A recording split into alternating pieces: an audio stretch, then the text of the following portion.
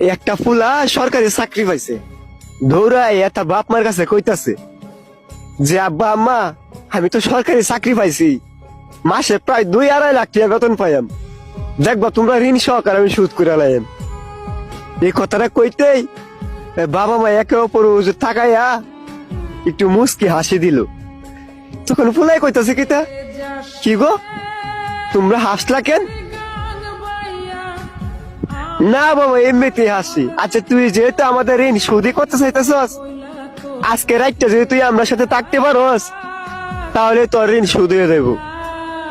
পরে ফুলাই কইতাছে কি, কই এইটা কোনো ব্যাপার হইলো? আচ্ছা ঠিক আছে আজকে রাইতে তোমরা লোক আমি ঘুমাইম। পরে দিন পরে রাইত হইলো, ফুলাই গিয়া তার বাপ মার সাথে শুইলো। শুইলে ফুলাই ঘুমাইয়া গেছে, কিন্তু বাপ মাই ঘুমাই নাই। ফুলারা ঘুমাইতে তুললে বাপে ডাকতাছে যে বাজান, ওই বাজান উঠ না, বাজান ওই বাজান উঠ না। পরে উঠছে, বুঝতেছে কি হয়েছে আমার ডাকতাছে কেন লাগে, যে বাবা আমার 1 গ্লাস পানি খাওয়াইবি। এইটা কইতে ফুলা কইতাছে কিতা, কই তুমি শোয়ার আগে 1 গ্লাস পানি লইয়া শুইতাল্লা না, 1 গ্লাস পানি লাগে আমার ডাউন লাগে।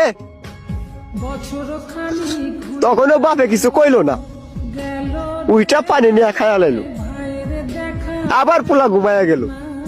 এর কিছুক্ষণ পরে দেয়া আবার ডাকতেছে ফুলারে, বাজান ওই বাজান উঠ না, আমি একটু টয়লেটে যাবো।